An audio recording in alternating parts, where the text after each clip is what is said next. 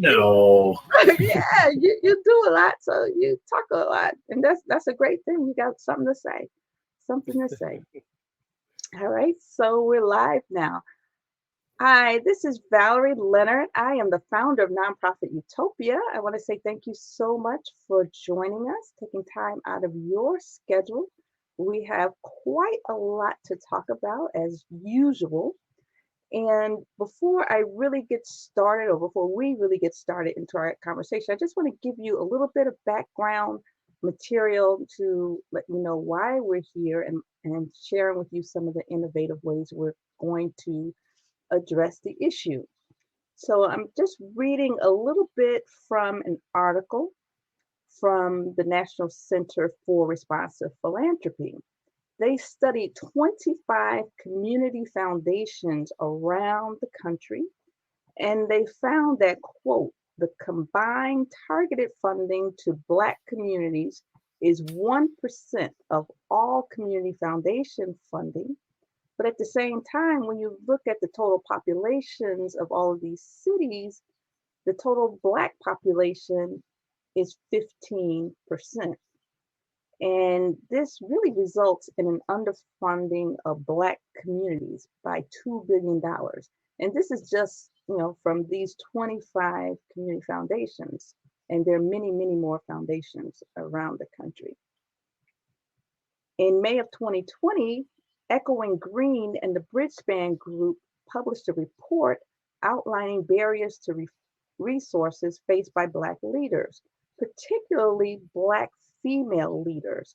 They found that even where the work targeted Black communities, Black-led organizations had 45% less revenue and had 91% less restricted net assets than white-led organizations. So when we talk about restricted net assets, unrestricted net assets, we're talking about cash that's more flexible, that's not necessarily tied to any one program.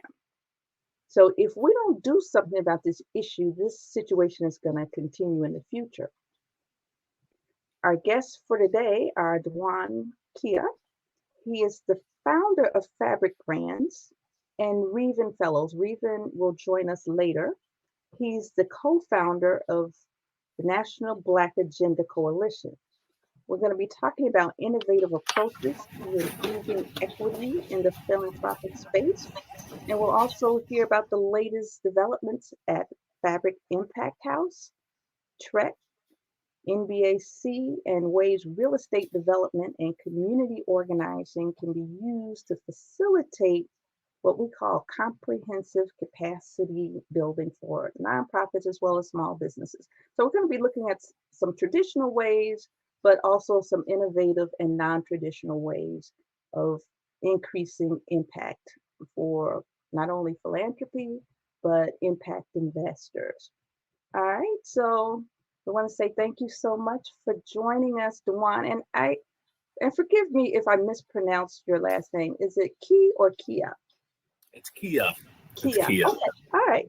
All right. So thank you so much for joining us. So before we get started, can you share a little bit of background about yourself and how you came to this space? Sure. Thank you for having us. It's definitely our pleasure and an honor to be here on your show. My background is, I grew up in urban America here, particularly Detroit. Grew up on the east side of Detroit, two parents there, and a pretty big family, but really similar to the experiences of a lot of kids that are in most major cities. And so, we were real fortunate enough to have really good family values, but more importantly, too, hard work was one of those things that was instilled in me as a child, hard work and respecting your elders. And so those are two things that I carry with me to this day. And, so that was just kind of the foundation there. Definitely grew up on government assistance and all that stuff. I mean, that was the upbringing, and so just through the hard work and a lot of the favor, I was able to kind of transition to Illinois, where I came to college and played football in Southern Illinois. And that's what brought me to the state of Illinois. And I used to come to Illinois when I was younger. My uncle Uncle Lenzo Kilpatrick, who's just turned 88, used to always have us over to his home over at 89th and Peoria. He had a building. And so during 4th of July, we would come over and see Chicago. But that's all I really knew of Chicago prior to going to Carbondale. And so from Carbondale, I transitioned up to Springfield, Illinois, got involved in government through the political science department at SIU. They had an internship in Springfield. And so I took that and figured I would do that as a way of transition away from sports and then see where things will go. And so I've kind of been in that whole space of government relations, public affairs since 2005. And it's been really enlightening to really learn about programming, particularly around government. And my start was at education. And so you really understand, how programs are developed, how they are supporting different communities and why they're created. And so that really, I would say, helped a lot of the efforts that, we started here when Israel Adonijah, former retired Bears, let me know that there was just a lot of pent up money on the sideline for philanthropy and that, there needs to be something done about it. And so the brother had the vision to really say, look, let's bring these people under one roof. And more importantly, let's create an impact house. So that's what really kind of birthed the FBRK Impact House. It was through the vision of being around philanthropy with his experience and background, and then also understanding programming that made sense to streamline the process for how giving occurs. But more importantly, bringing everyone in with the ability to collaborate and target individual causes or individual focuses. And so, we were pretty excited about how everything came together. And so March 1st of 2020 was the grand opening of the FBRK Impact House.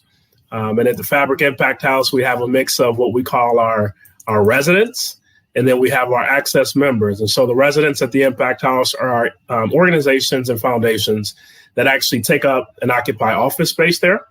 The access members are folks that are unable to occupy office space because we don't have any more to accommodate the folks that want to come in. And the goal ultimately is to, really set the stage for how we bring philanthropy to communities in a different way.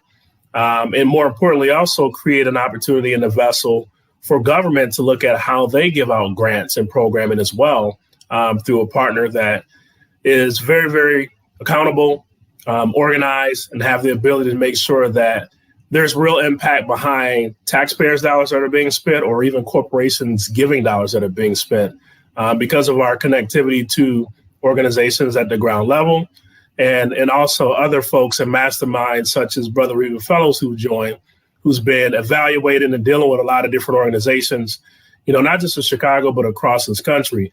So being able to tag team and know how and who people are and evaluating whether they're doing real work or not is a big part of the makeup of our entire team and our partners within, the FBRK Brands and the FBRK Impact House and obviously upcoming Trek approach as well. So I'll kind of pause and turn it back over to you, Ms. Leonard. Okay, sure. And call me Valerie. Thank you. You're so polite. You do have strong family values. I like that. All righty, Revin, thank you so much for joining us. Can you give us a little bit of your background and some of the work that you're doing with the Black Agenda? Well, thank you, Valerie. I appreciate the opportunity and always interested to be on the call with Brother DeJuan. We develop a good 1-2 punch. So whenever we can combine our efforts together to change the community, I'm always honored. So I'm glad you feel honored to bring us on your show. That's an honor itself. But my name is Revin Fellows, and I'm just a servant in the community. I know you through 15 years at Family Focus Lawndale. Yeah. I watched you do the work while I was working with teen pregnancy gang prevention, first-time mom, second-time mom, grandparents raising grandchildren, and community organizing. I can say my experience on the West Side with social service and that network was very powerful in teaching me more organizing and the non-for-profit industry. But I moved on from there to do some things. I left and I started my own program called Books Over Balls, where we put over 100 Black boys in college with no government funding, using my skill as a former teacher and an activist and social service to do wraparound service. So if I can get in that house with the family And because I have a background in social service education and resources and political agents, I can be able to get resources for families. So we've been successful with that, using the wraparound services and being able to put young men in school by sustaining the family, and using basketball as just the carrot. Basketball is the carrot, it's not the game. And so you must graduate. And then I moved on to and continue my work. But the National Black Agenda, which you mentioned, I've been doing over 40 years of research and study on every Black agenda since the 1800s. Wow. All the way to Niagara Falls, the Philadelphia meeting, the Million Man March, Gary, Indiana, first convening, the second convening when Minister Farrakhan spoke, and the third with Ms. Freeman, who was the former mayor of Gary, who's now in NAACP. So also I've been instrumental when I was on the west side. I just left a meeting with Mark Carter, and they were talking about solutions. I'm on camera. I'm good right here. Am I okay? Yeah. Okay. You're good. Okay.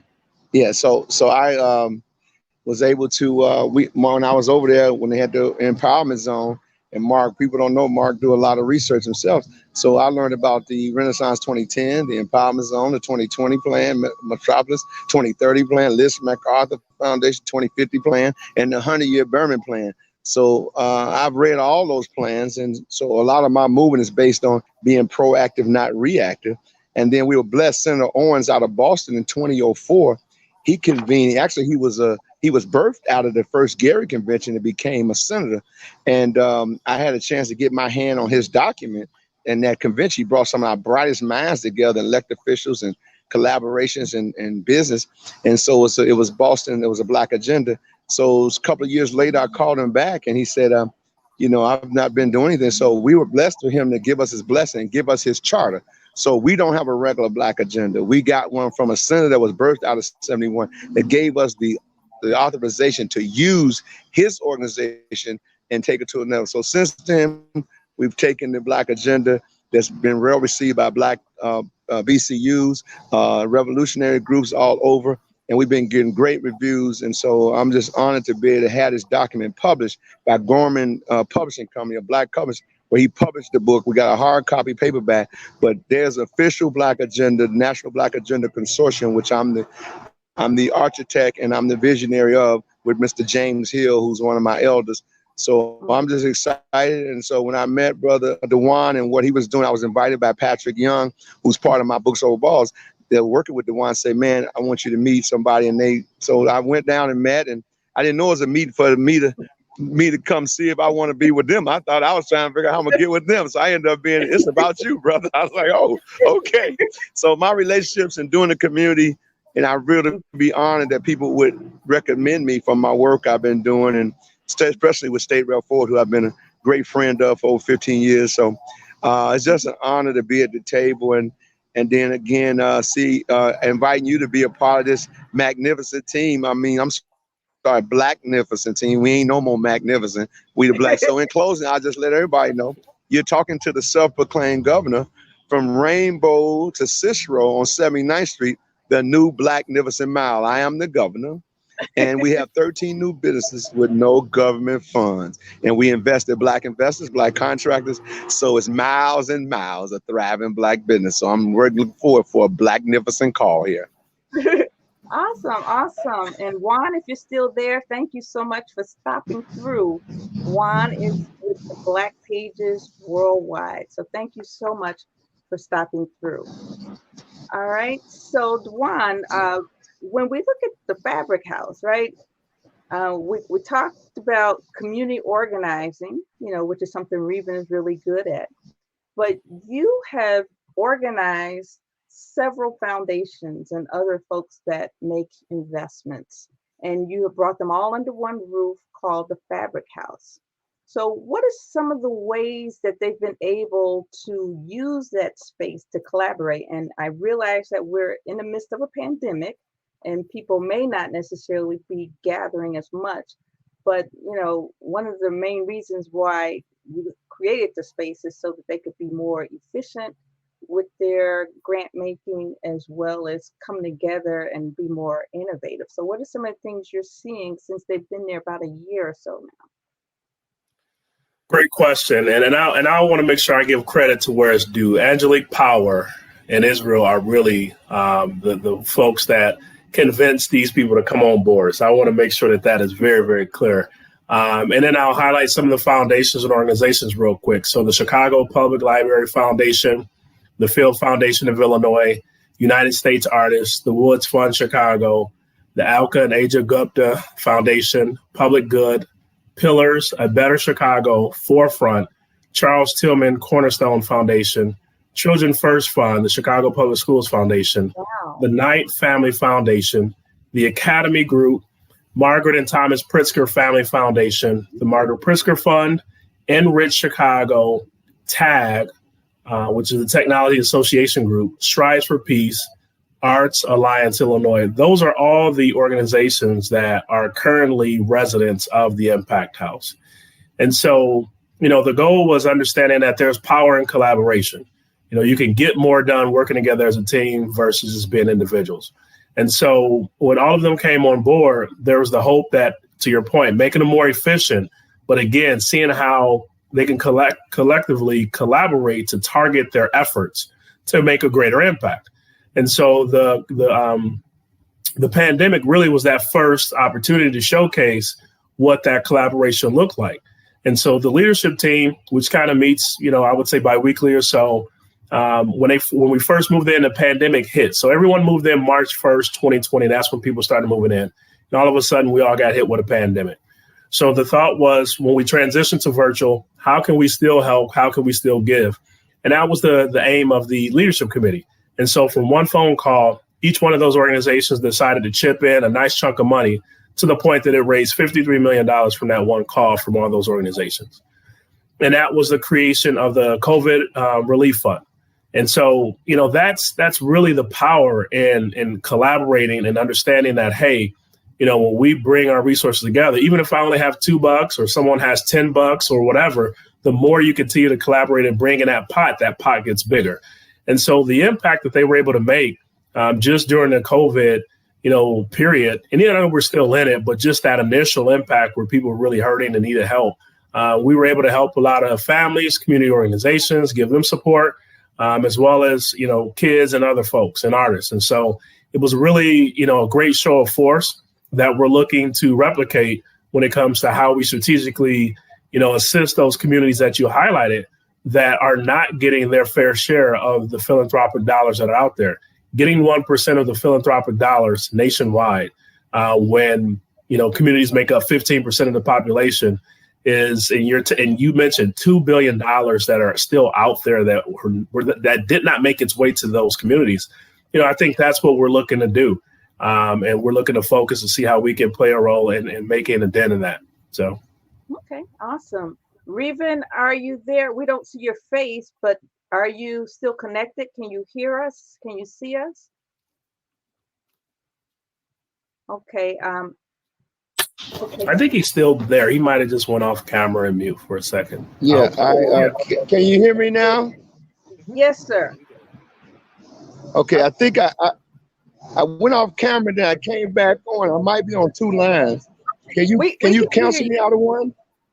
I can. I'm going to cancel you out on the one that we don't. Because I lost it some kind of way. Just hang up one of them. Yeah. Just a moment. That's not quite what I wanted to, but as I'm figuring this out, why don't you talk to us? And my question to you is, we've heard about what's going on in philanthropy, right? What is going on the grassroots side? What are some of the ways that grassroots activists such as yourself can interact with foundations and other impact investors and come up with some ideas to make our communities more attractive? Well, can you hear me? Yes, sir. Okay. So you hear me clear? You guys okay? Yeah, we can see you and hear you. Okay. So couple of things. As I mentioned, the Blacknificent Mile, and you talking about things to participate on organizing. We stood up, Roland Davis and I, the Bob Viss Center 3.5 years ago, And we want to prove that we can take Black investors and Black contractors and build Black communities without government funds. So we've done that successfully with 13 Black businesses. So there's a model that we can take to the West Side, Soul City Corridor, Malcolm Crawford, Lawndale, 16th Street. And we have a model that's been duplicated that works. And proof of concept. Then you also look at the opportunities. We just opened up our first, well, not the first, but the largest Black-owned beauty supply house on 89th and Ashland. So about a week ago, we was able to buy that from a Korean group that owned it, whoever, and we now open it up. So those are models that we use because Black women spend a large amount of money with these Korean shops that don't respect them. And so the other piece is on the ground is working with the National Block Club University, Cyron Smith, and he's part of the fabric. Over 200 block, 20 block clubs where he's organized with 7 days of living habits that we practice that becomes a culture that we've lost. So you're talking Monday, safety, Tuesday, health day, Wednesday, buy Black, and on Friday, check on seniors. So all those things are happening to be put in place for us to change our mindset, our thinking, and control our narrative. Another thing I would suggest is the Southside Federal Credit Union. They have been there about 20 years on 54th and Wentworth. So we've lost most of our Black banks. Seaway Bank is now has a white company that owns the oldest Black bank for a while, but I grew up in Chatham. So we now have our own Black credit union that we should be investing our money in because you become an owner of the credit union, not just a member of your bank. So those are some of the things in Black Wall Street, Chicago, which I'm a co-founder of, and making 75th Street when Senator Charlie was in office. Black Wall Street district had over 125 businesses between State Street to almost South Chicago. So I'm hoping I'm answering your question, but all of these type of things that we've been doing, and I've been doing a grassroots level, that enabled me when DeJuan and the group called me to the table, because their vision was to take what they had to the community. And because of my relationship, as you mentioned, organizing on the block with the block club, business, all those things created a new movement to bring economic stability and a culture change to stop the violence in our community. Okay, awesome, awesome. And one thing, if you could, the device that you're not using, if you can turn that off, that would be awesome.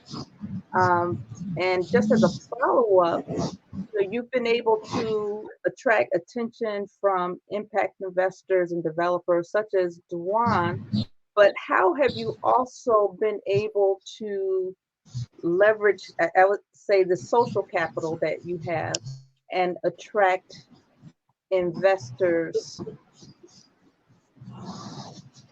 Okay, Revin, can you hear me? Yes, I'm here. Okay, all right. We can't see you, but hold on. All right, are you there? And while we're waiting for you to come back, we do have a couple questions. This is from Audrey Dunford. And Audrey, if you're here, let us know in the comment section so we know that we're talking to you when we respond, and other people may have similar questions. Where can we find all of these things listed? So when you say all of these things listed, what exactly do you mean? Are you talking about the resources? Thank you, Audrey. Yes, Audrey is here. So are you talking about the resources, Audrey? Are you talking about funders? You know, just be a little bit more specific. And then you did have another question too. Can you talk more about the models? And I believe we're going to get into that more in our discussion. But DeJuan, did you want to speak to, one of the models, the Fabric House model you're talking about, and then, you have a Trek model, and then you have some other models of which you're aware, things that work and things that have not worked. But to Audrey's question. Sure. Information, I think, where you can get more resources. We have different websites. So the FBRK Impact House website is www.thefbrk.com. So that's where you can go to get information and see everything that's happening there at the Impact House. And again, that model was about collaboration, partnership, and directing resources, in a more strategic way to ensure that impact is there. The other component of what that will do as well is sort of be a disruptor to these middle-level organizations that have been able to receive funding, do have these, fancy grant writers, but don't necessarily do the work because they're not on the ground level. That those organizations, will be impacted by this, I believe, in some shape or form, if they want to continue to be in the impactful space. So that's the understanding of the Impact House model. The TREC model, which is sort of next in line, is the Technology Renewable Energy Command Center. That model is strictly on workforce development, skills training, job placement within the technology fields and renewable energy space. And so, the new modern day trades for us and for our folks is technology. It is the new way of life. That's where everything is headed. And then as you look at the efforts and the push around renewable energies, whether it be, solar farms, wind farms, whatever it may be, those things there are where things are headed in terms of the economy and the world globally.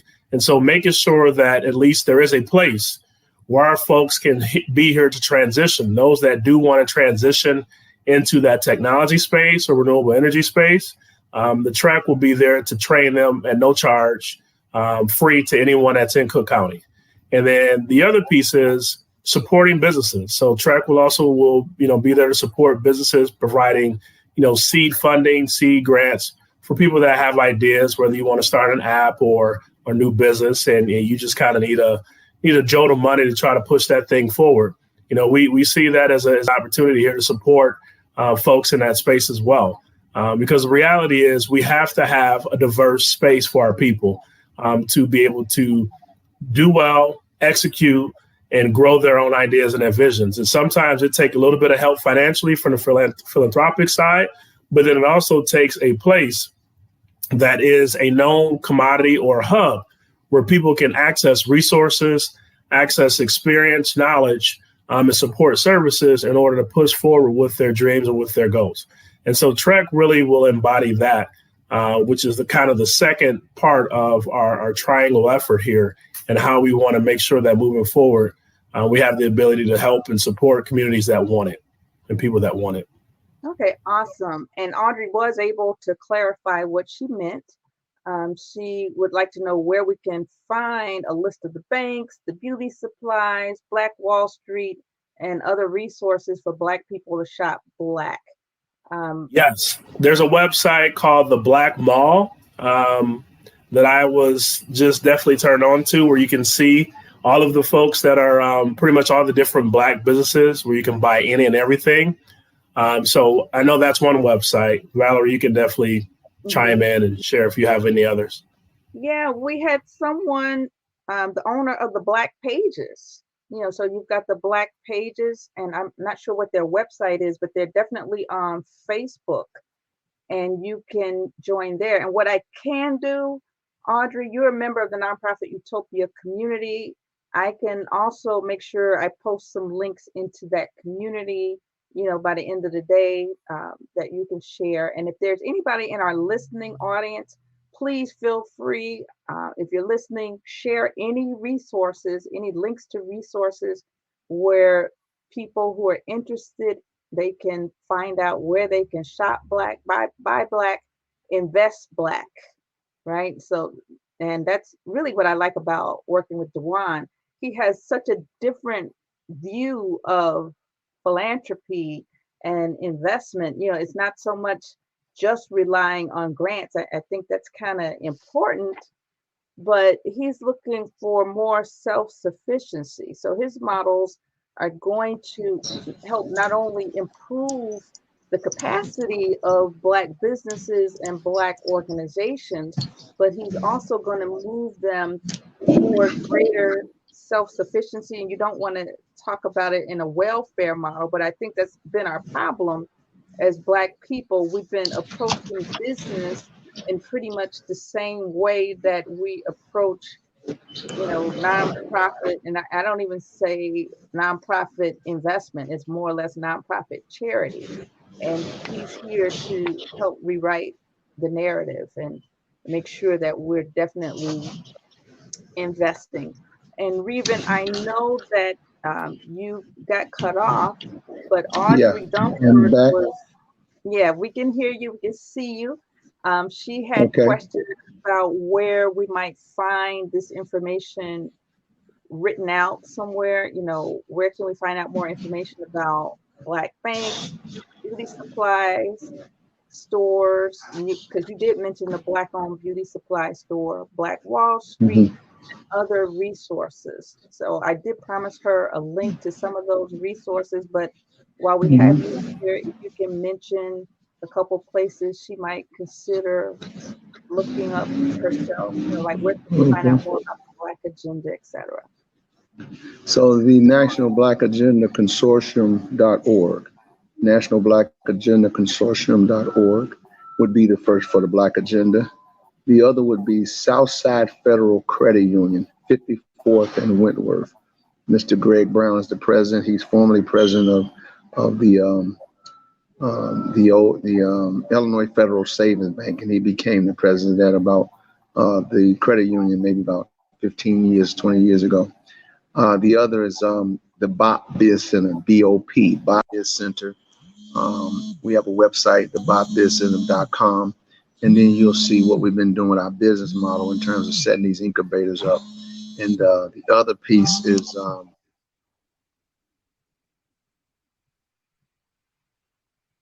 Revin?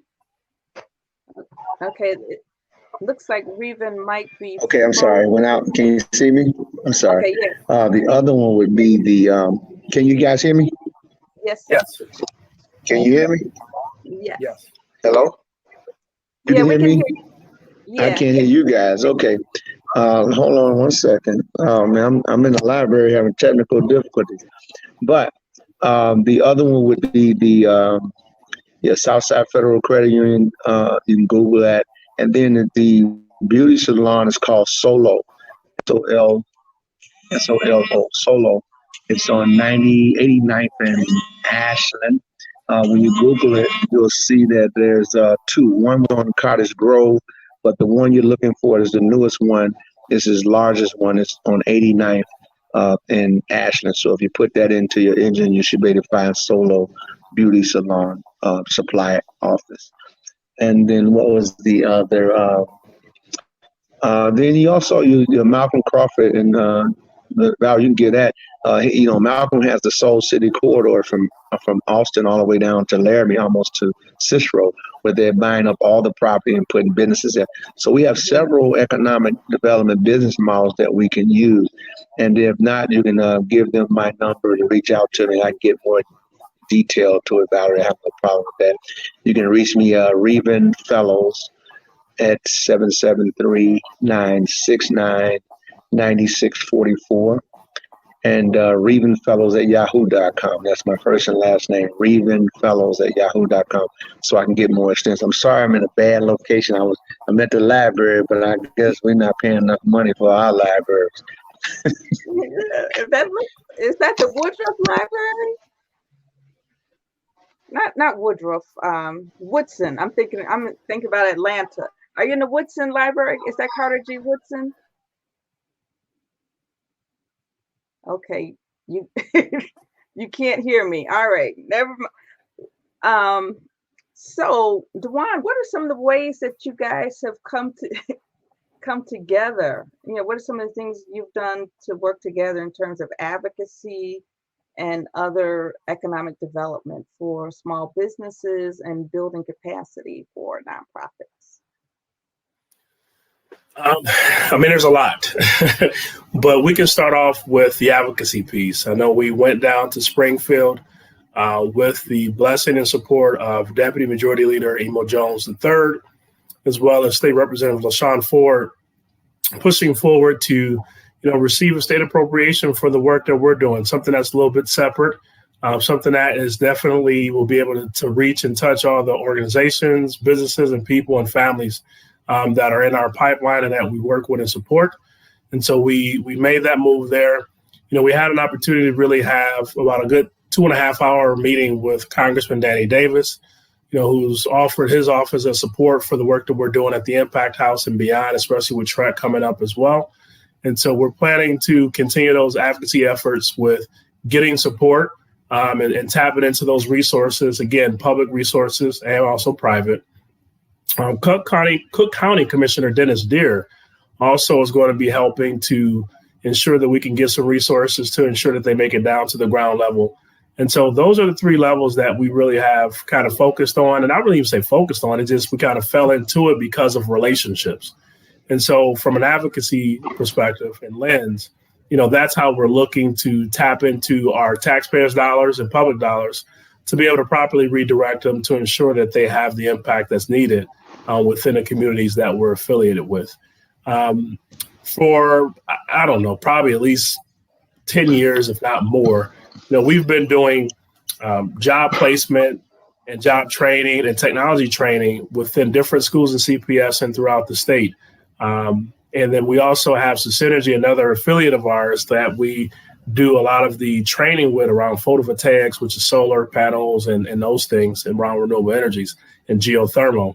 And so we really have been training a lot of the youth in the city. I think we've touched over, I would say, about 2,000 youth between our Urban Tech Academy programs and then also Synergy programs where we're training around technology.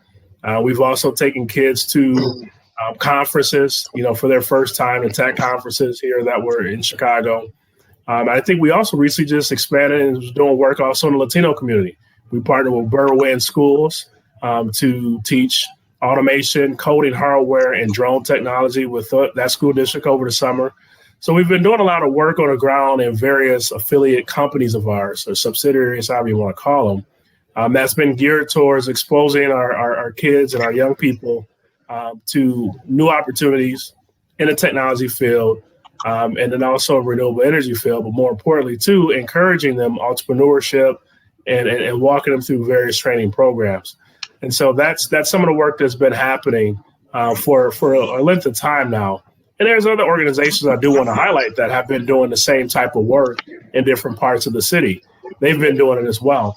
But I think what's unique about what we're focusing on is kind of uniting under one location, so to speak, for us to really be a good vessel to continue to help streamline some of the work that's been done. So being able to point to organizations in Inglewood or Auburn Gresham or Roseland or Lawndale, being a place where it's a connecting agent is what we're really focusing on. Mm-hmm.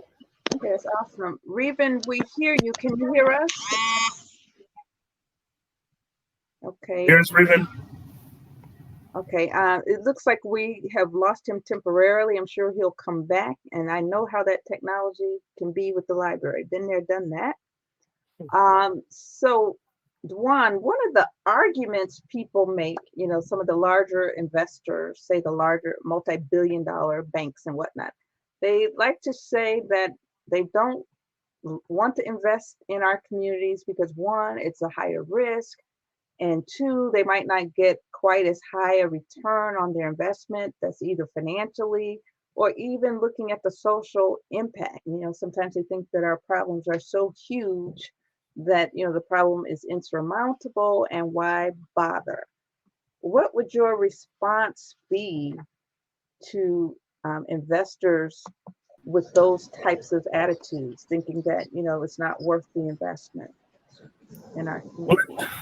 Well, number one, I would say we're here to help kind of get rid of that myth and that theory. Because of the type of challenges that have been in urban communities, particularly Black communities, for decades, because of intentional disinvestment or intentional relocating folks, and really breaking up structures that were there. It's made it a little bit more challenging when you talk about coming into ready-made communities, ready-made places to actually do business. And so, it's not hard, it's not challenging. It just requires, number one, the knowledge. It requires the connectivity to the community, but the investment opportunities are, in my opinion, pretty strong in Black communities. African Americans and Black folks nationwide, we are the largest consumer. We spend the most money. So it's not that the money isn't there or the money isn't being spent from the citizens in these neighborhoods. I think one of the things that I've heard is a challenge with security, where you have to kind of factor in the security budget when you come into those communities. And I think that's the case with any community. You always have to think about ways to keep consumers and the community safe when you're doing business. I think one of the challenges that also has been there is the efforts around how do you manage, the relationship between the police and the community. Those probably have presented more of challenges from businesses when they're evaluating where they want to invest and do work. And so it's the challenges are what they are, and no one's going to sugarcoat them. But I think the reality is, if you want to invest in communities that are spending the most resources, if you want to invest in communities where most of these workers tend to be frontline workers, and we saw that during the pandemic. Most folks in Black communities were the ones that were considered the essential workers. And so it's not as if, the workforce isn't there and the dollar isn't there. It just comes down to, is there a will, or is there the will for folks to look at things differently and find the right people to partner with? We heard from the congressman office that BMO Harris highlighted or stated that they couldn't find any Black organizations to partner with around philanthropic and all that stuff. And it was like, so are you living under a rock, or who are you connected to? And that's part of the challenge. And that's what I think we're hopeful that we can address, with the Impact House model, is being able to connect large corporations and organizations and even wealthy folks who do want to give, but don't live in the communities that need the money. And being that bridge to properly evaluate, whether this is actually a good investment or whether these people are actually going to do the work and not take the money and go somewhere else.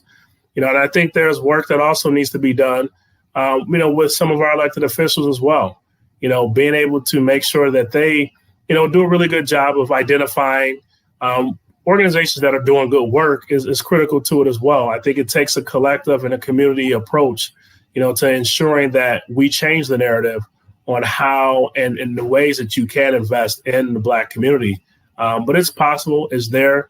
And that's one of the reasons why a lot of business is there. I mean, you look at Chase. Let's just take Chase Bank, for example.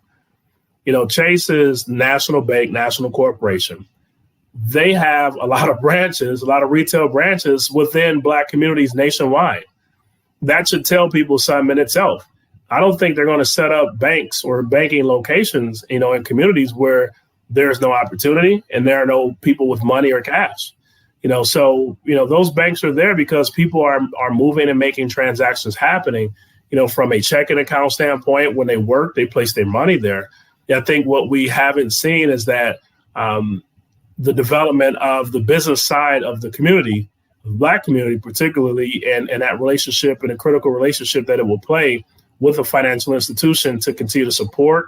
And then also those wraparound high-level business concierge services to help bridge the gap and make a pathway easier for people to come in and do business and stay in business within these communities. Okay, awesome. And we've got another question for Audrey. And Audrey, thank you so much for these questions. Who have you worked with in North Lawndale? I would have to pull up our list of organizations. But we've really worked through former Commissioner Robert Steele, and we're working with Cook County Commissioner Dennis Deere. And really his point person, David Evers, is who we defer to when it comes to organizations. I do have a list, but I just don't have it in front of me right now in terms of some of the organizations that have been granted money for residents within the Impact House. But Cook County Commissioner Dennis Deere and LaShawn Ford are the two folks that we really have been working with when it comes to our efforts in the West Side. So I know that might not be the answer that you were looking for, but that's kind of where, what I can provide at this particular moment. Okay. All righty. And I know Revin is still working through some technical difficulties. Can you hear me, Valerie? I can Yes, hear we you. can hear you. Okay. Now I want to add to that. One of the things that, again, why Fabric brought me on board, I have 15 years in Lawndale. Mm-hmm.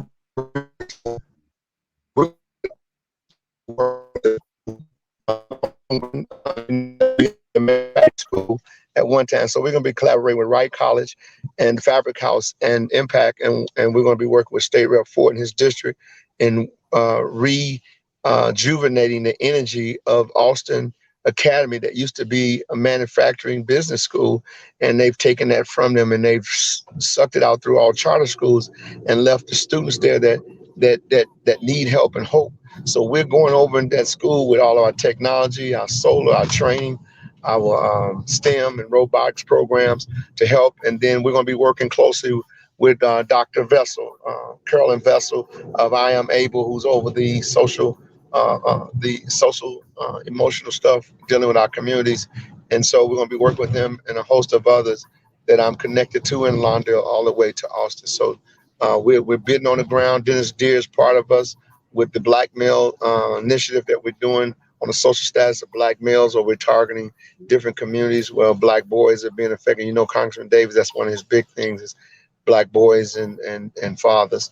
So we're going to be hitting the ground and continue to come in Lawndale. And then, of course, we reached out to you, Valerie. So we pouring into Lawndale right now as we speak, and who's can be collaborative partners in this endeavor. So we're excited about it. Okay, it's awesome. It's awesome. And while I have you here, you have worked with a number of strategies on the ground, different Black agendas here and there and over yonder. You've seen what works and you've seen what hasn't worked, Revin. What are some of the methods that you see are successful? And then can you share with us also some things that people have made mistakes on, and I'm talking about from the grassroots being able to attract resources to the community? Well, what people don't know about me is I've been that information research resource for everybody in the whole state of Illinois. So Right. I used to go to 1,000 meetings a day, a week, and I would come back and give it to the right people because people can't go to all the meetings and they're tired of going to meetings. So I took the opposite approach. I'm going to every meeting looking for the 3 or 4 people that don't want to be at the meeting. Those are action doers. So when I had the 2020 plan that I discovered, I had a town hall meeting where we gave out over 200 copies. Then I found about the 2040, so I gathered the people. So what I found out through all these Black agendas in my endeavor was they didn't have somebody that could breathe it from the table to the streets and get it to the right people instead of the usual suspects and usual organizations. So what I've spent my life and 40 years of doing is getting information, getting to the right people that would get it. And so what I found out, what we did was took the Black agenda and I began to breathe it by the grace of God. I mean, God blessing me to do the work, is I took it to 79th Street and we breathed 13 new Black businesses in less than 2.5 years. I took it to 75th Street, Black Wall Street. I took it to Blacks in Green, which I'm a former member, I'm a founder of with Naomi Davis, Sustainable Community, all the way to Black Oaks Farm, all the way to me and DeJuan getting together around a Black agenda to connect Africa with African Americans that we did at his place with a fundraiser with Dr. Margaret Clean, the Global Institute. So to put my books over balls, basketball, violence prevention balls as a model. So what I've been doing is what I found out with these agendas, whether it been Urban League, if they did, they couldn't do it like Revin. I'm breathing the Black agenda into the whole city of Chicago. And I'm blessed to have a great state representative, LaShawn K. Ford, who's unapologetically Black. And we've been a team for 14 years. So the African American Employment Plan, which you was a great inspiration to us to get in 2014, there's a bill to have Black people through CMS, not multicultural, but Black people to be hired for state government. So everything that I've been involved in, from Black farmers to sustainable communities to family focus to your relationship and to the National Block Club, it's a breathing document of proof of concept, and we finna change the game with Fabric House. Okay. So So now that we know what works, and I think I'm hearing what works is you have to not only create the document, but it needs to live within the people who are not only creating it, but doing the work on the ground. That sounds like one of the winning strategies. If I can say, the Black agenda is not I'll say elitist type read. It's in Black pages, it's in bold type. So the Block Club University or Block Club can take it to the elected official, they alderman, state rep, say, these are some of the things the Black agenda. Are you on this? And if you're not on this, we ain't on you. So we have a document because it came from the streets to the suites. It's in just basic form. It ain't got no high. You ain't got to have a high education. You can just see simplified. And you go say, I don't know about politics, but the show look Black to me. And we're looking for some Blacknificent stuff out you, aldermen, state rep, and federal agents. That's what we're doing. Okay. So it sounds like accountability is another issue. What doesn't work? You know, you have seen, I'm sure, 50 million plans that fail for every one that succeeds. What are some of the things that we do wrong on the grassroots level to keep from moving forward? Well, one of the problems is, and DeJuan solved it, what we're doing is monumental. DeJuan understood that you can't do this without the people. We call it from the block to the boardroom, from the outhouse to the penthouse. We talk about, we've done a terrible job of going after the people that do the work on a consistent basis without funding. And that's been the misinformation. It's classism. That is the problem.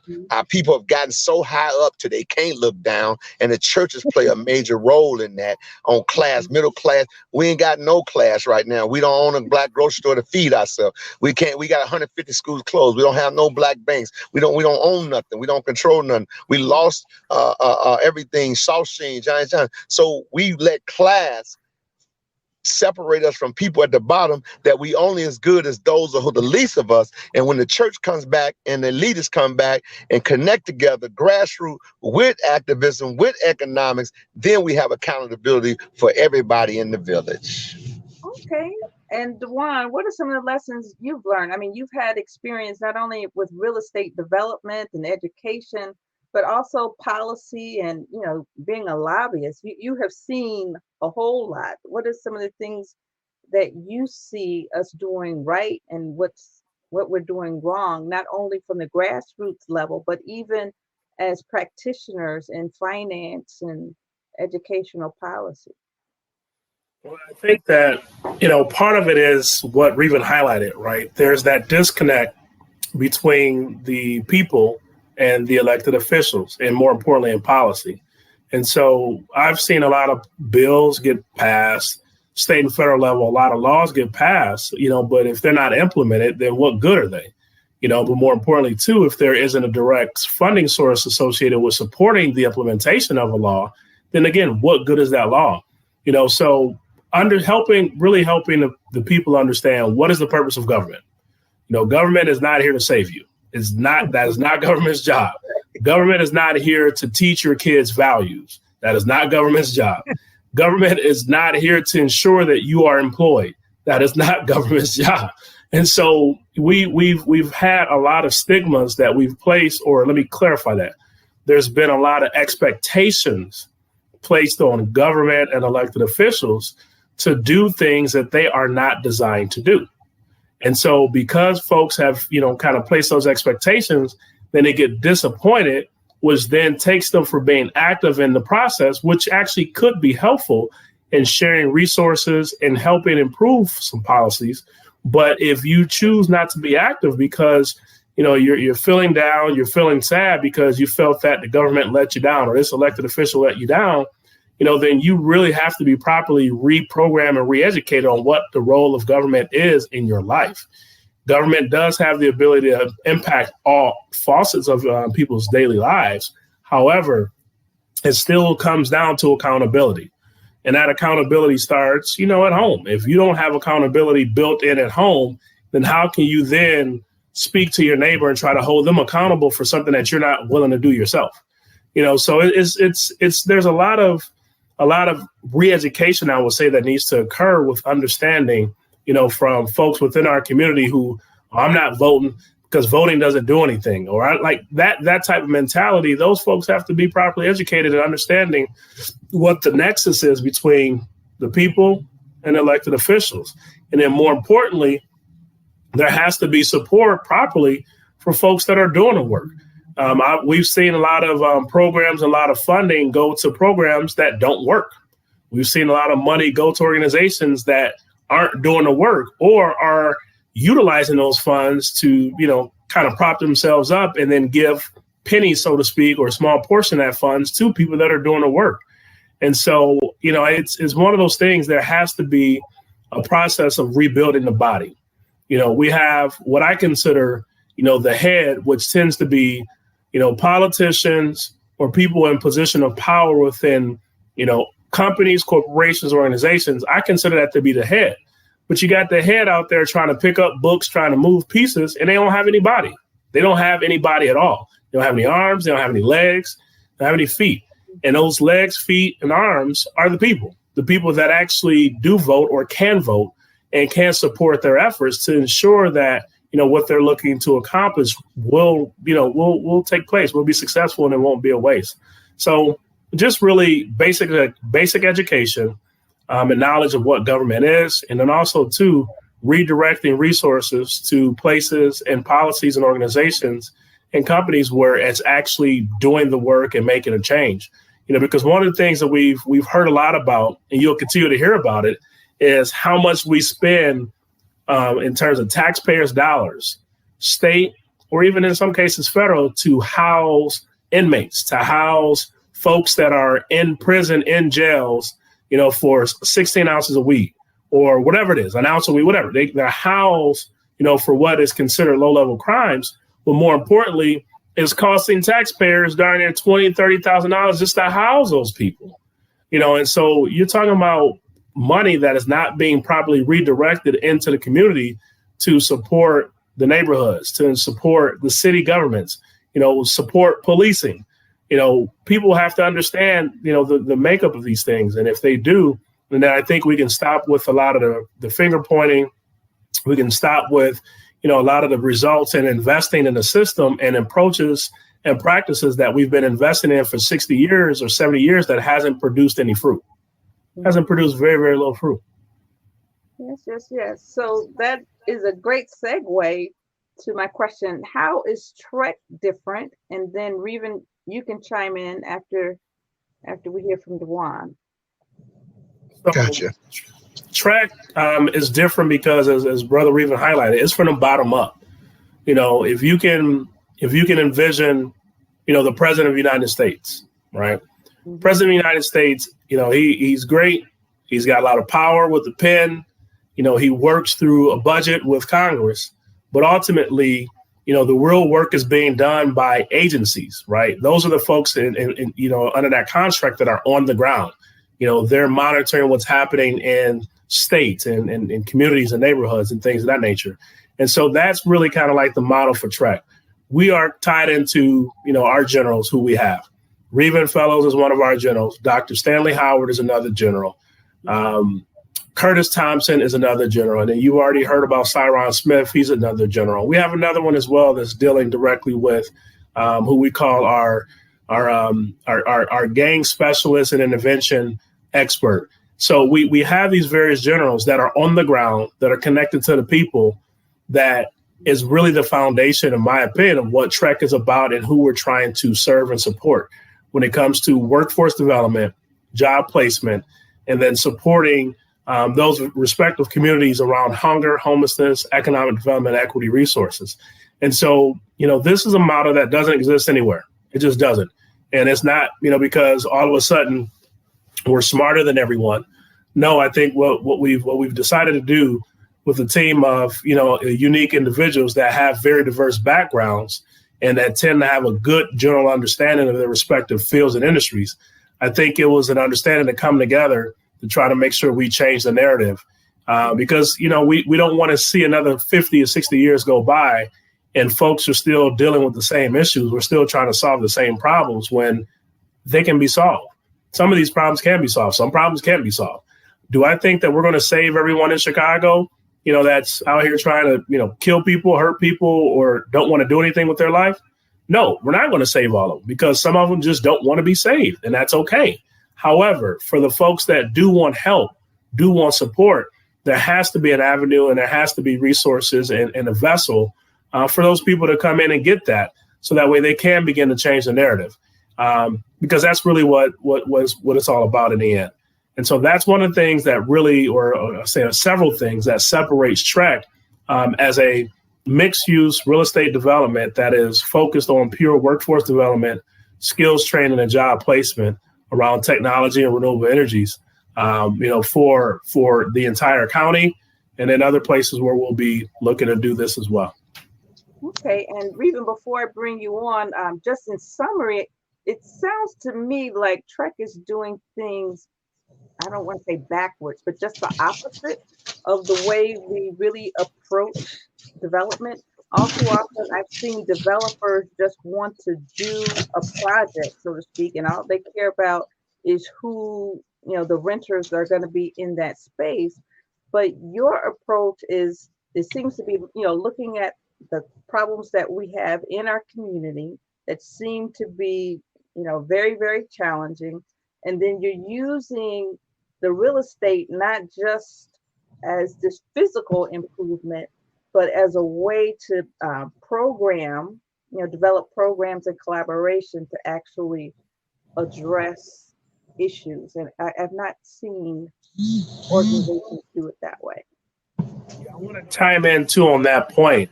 We hear a lot about impact and investing, right? We hear that term quite a bit. Oh, we want to impact invest, and investors want to invest, and have an impact. The Impact House is obviously one way to do that, from just giving out money via philanthropy.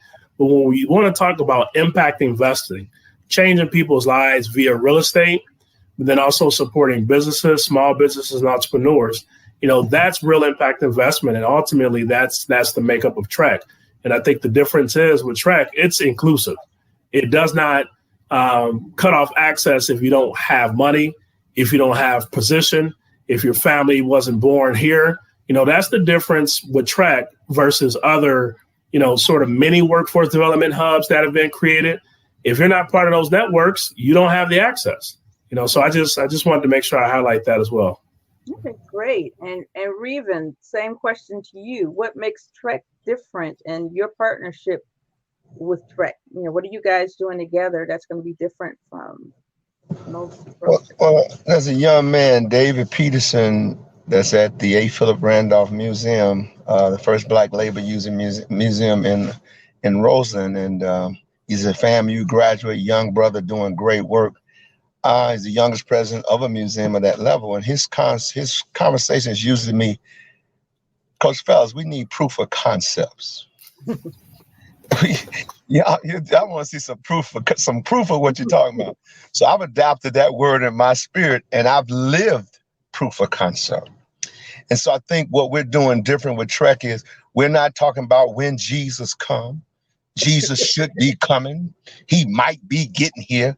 We doing what God, the Most High, has put in place by any means necessary against the odds. The National Block Club University, a $12 membership, 26 years without grant funding. That's proof of concept. What TREC has just did, what DeJuan just did, and Brother Israel, they stood up a business downtown where those other people live, where we being gentrified in the Black community. We're downtown that you can come down to a physical place where you were able to come to and see where a brother has 2 floors and other people working together to impact our community with a collaboration of Black and whites working in harmony to see what we can do to change humanity, doing George Floyd and all this other systemic racism and equity. We're talking about, we have a proof of concept, a Black credit union that's tied to this, that they've been there. Greg's been there 26 years. And when Obama and them gave bailouts to the stimulus, that he didn't get not one dime, and still sustain his integrity without advancing technology. And still he stayed there, We're talking about when we go to the the Bob Biz Center, where Brother Roe and I have been working 25 years. Well, there's nobody you can point to and no chamber you can point to. And if you do, I want to meet them tomorrow. Can they stand up 13 black businesses with 3.5 years with no government funding, all black contractors, black investors, and go down 79th Street with a black investment group and open up a brand new beauty supply that's black owned? So we're not talking about what we're gonna do. We fancy. So you can see all the things we're talking about. You can point to them. You can look at them, and then we're holding government accountable. We brought the elected officials to say this is the agenda.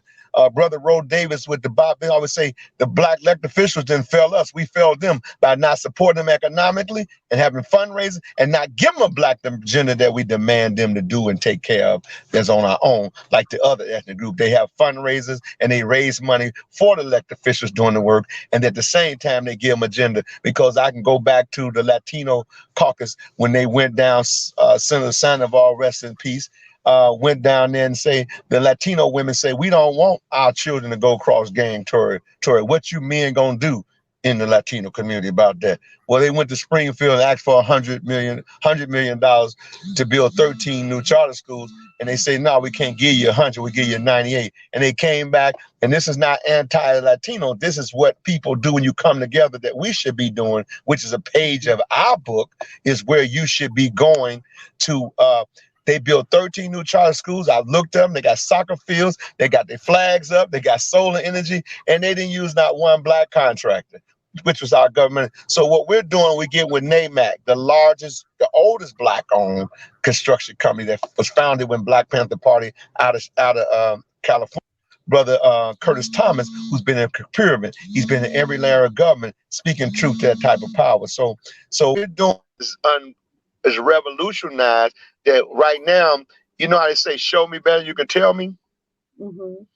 Yeah, I can show you better, I can tell you. So we're pointing at these things, and then just the added flavor. But I'm bragging, I'm boasting about this is what we're doing now under COVID-19 conditions, under no economics moving in the black community, being drained with gentrification, and still we rise. And so what makes us really unique, that's better than anybody, is when you get a Valerie Leonard that knows proof of concept, pre and post testing on what looks good. So when you bring your masterminds to the table, which I've not seen in Chicago because I'm the one that brought it together from the community, I know it works because it's been working. I've been doing this work for over 4 years. It's the first time I've ever seen something at this magnitude and that show that God is who he is.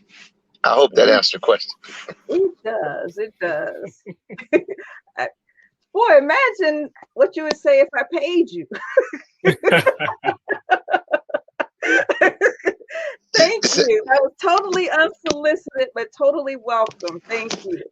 And I know we're a little bit over time, and I thank you guys for your time, but we're going to close with the question for you. So, in summary, if you could share what your lessons learned, which is almost kind of a repeat of one of the questions, but I still think it's instructive. What are the lessons learned? And then if you can repeat how people can contact you, and if there's any upcoming program that we need to know about, you can share that as well. Lessons learned? Go ahead, Reeve. You take a stab at the lessons learned. That's that one. Go ahead. One of the main lessons I've learned, we adults don't want to be accountable and held accountable, but want to hold children to accountability is nothing that they know of. Wow. And so I've committed myself. And I don't, people take this the wrong way, but I don't like old people. I love elders. I'm looking for elders that pass wisdom, knowledge, and understanding and want the best for our children. Old people block, getting away, and they hate their children in most cases. Yeah, I said it. I'm 62 and I've seen it. I've saw where young people have been denied access because the older mindset won't let them move forward and be the greatness. So we're looking for the ancestors of the elders to come and nurture and motivate grandparent, big mama who raised grandchildren and push them to do better.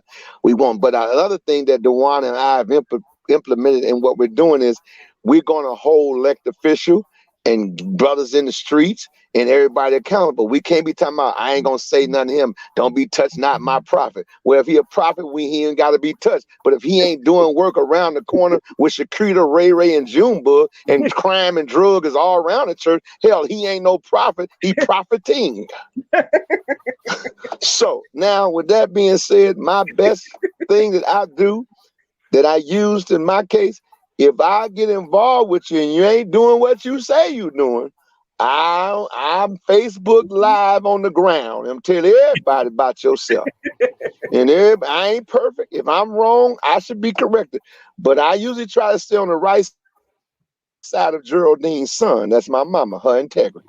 And so if you say you're doing the work and you're doing it, we want to see you doing it. If not, we're going to come protest you like we do white people when they do wrong.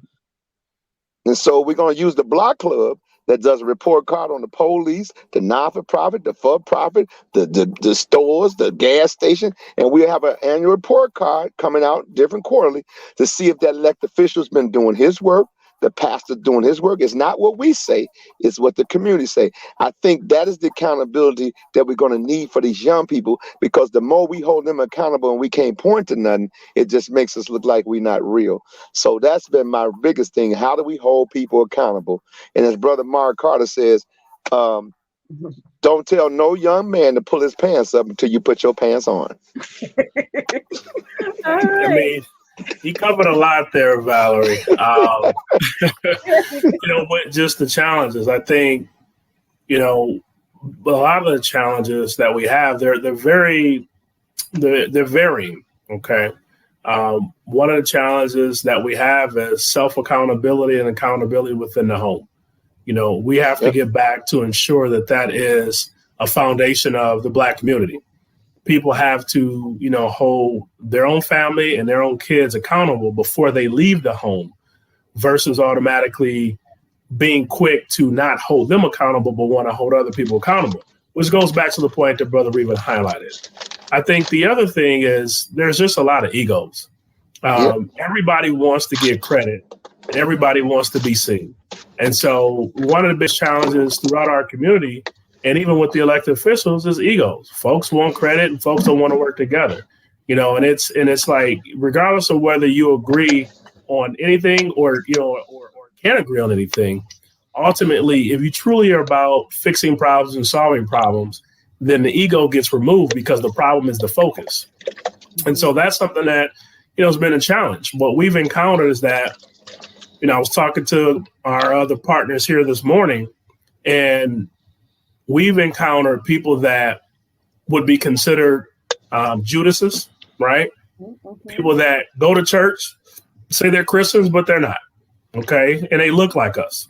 Okay. We've then have also encountered what we consider Black colonists, Black colonizers, Black folks that want to profit off of other Black folks, so it's that we have some serious challenges in our community because they come in so many different ways. And that's before you get into what side of town you grew up on, what your parents did, what was your parents' challenge, whether your parents were in jail, incarcerated, whether your parents, whatever it is. Like, before we even get to those things, we got to deal with like the overarching issues here, which strictly deal with accountability, ego, and making sure that you truly, are about keeping your word and helping people out. We have encountered people that are slanderous because they don't want to see progress. Mm-hmm. My own character has been attacked by a lot of folks, and even some of our other members' character has been attacked because they don't want to see progress. They like the system the way it is. People not being aware of what's happening at the government level only allows for elected officials to continue to get away with doing things and being unchecked. Mm-hmm. So there's a lot that we can encounter. There's a lot of challenges that we have encountered. But as Brother Revin said, we're not concerned about any of that stuff. We ain't scared of it. You're dealing with a lot of folks that are really, really hard workers. You're dealing with a lot of folks that are considered, I would say, street brawlers, meaning we don't mind a good fight. But you're also dealing with a lot of folks that have experience in corporation cultures and government cultures and leadership cultures and understand how to maneuver through those things. So ultimately, if you really are about who you are, the biggest thing is people being able to keep their word and being able to hold each other accountable is really the starting point, and remove egos. That's what it's about, and just because, people are trying to get resources for their community doesn't mean that they are with one group or not with a different group, and that's the type of stuff that we have to get rid of, because ultimately, if someone is trying to get resources, they're trying to help somebody out. Right. Most people that truly are about themselves, they're not trying to get resources so that way they can go home and just eat on these resources and live on them. Because at a certain point, you'll get sick and you'll get spoiled if you try to hold on to a blessing that's not yours for too long. And so I'm not really concerned about, what the challenges have been, because they're going to be there and it happens. What I'm more excited about and optimistic about is the opportunity ahead of us. I think this is a very rare time where we get these moments, in this country where you have corporations, you have white America that understands that, some changes need to be made. They need to probably rethink some of their systems on how they move money, how they give money, how they work with Black communities. And so it's up to those of us that don't have egos. It's up to those of us that want to do the work. It's up to those of us that have been doing the work to collaborate, come together, and really start to change, the narrative and change the outcomes. So that way we don't have to worry about having the same conversations around elected officials that aren't doing their job, or community folks that aren't, being accountable and self-accountable within their own homes before they step out these homes. Okay. All right. So where can we contact you if we have questions? Say that website. So the Impact House website is www.thefbrk.com. So you can go there and get all the information on what, Israel and those folks have been doing down there, the great work that's been happening with those residents. But then at the same time, too, we have the website for Trek that's upcoming, which is www.FBrandsLLC.com. That website has a little bit of information on what's to come with Trek. So those are the two sites that you can go to get a better understanding of the work that we're doing, where we're headed, and being able to reach out to us as well. Okay, awesome. Okay, Revin, where can we contact can you hear me? You hear me okay? Yes, sir. Okay. You can reach me at Revin Fellows at yahoo.com, RevinFellows at yahoo.com, one word. Or you can also log on to the National Black Agenda Consortium.org and maybe leave a message. But if you can't, give me an email. And so that's the way you reach me. And thank you, Valerie, for having us.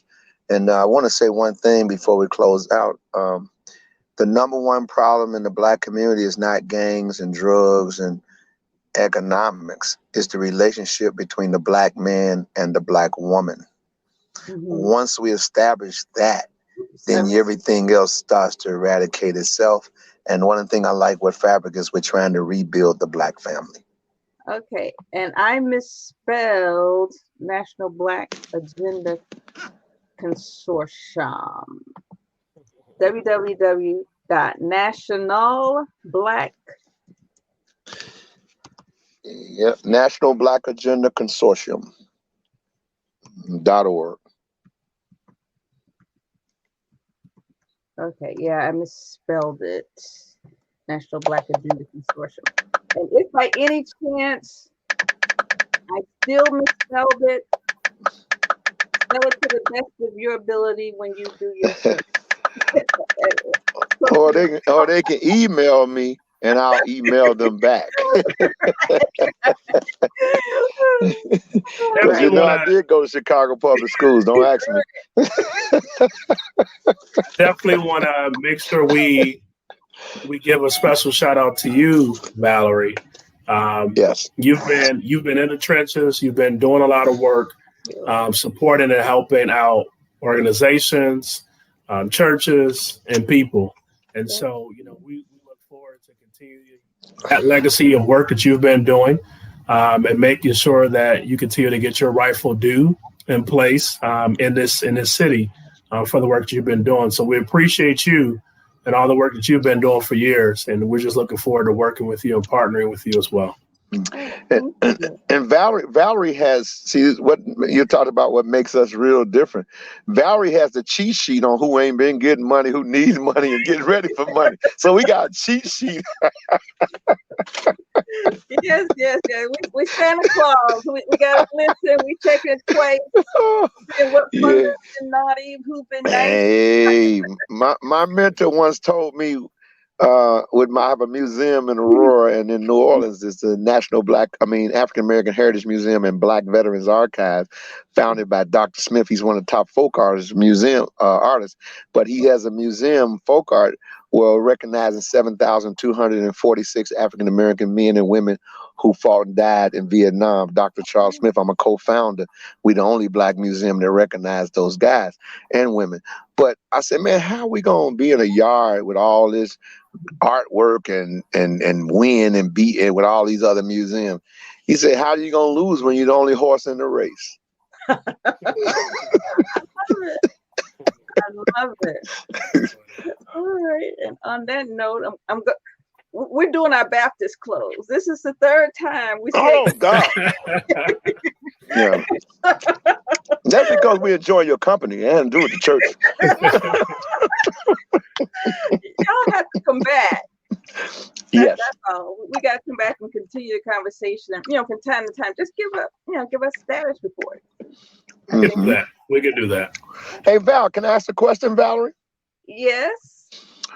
DeJuan, you tell me if I'm in the right place.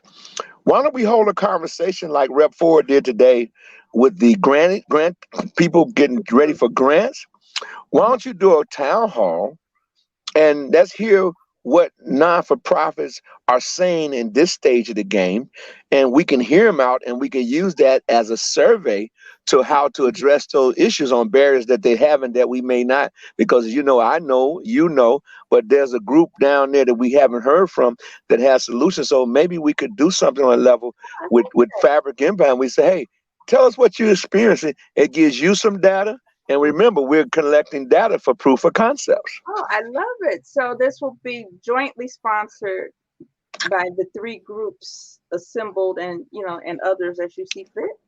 Yes. With you, FBRK House, with your team of, and we'll move, and I'll use the Black agenda, but we'll say that what we're doing is we want to hear from the people on what are the barriers that you're having that we may not know of. So we're planning to give out money.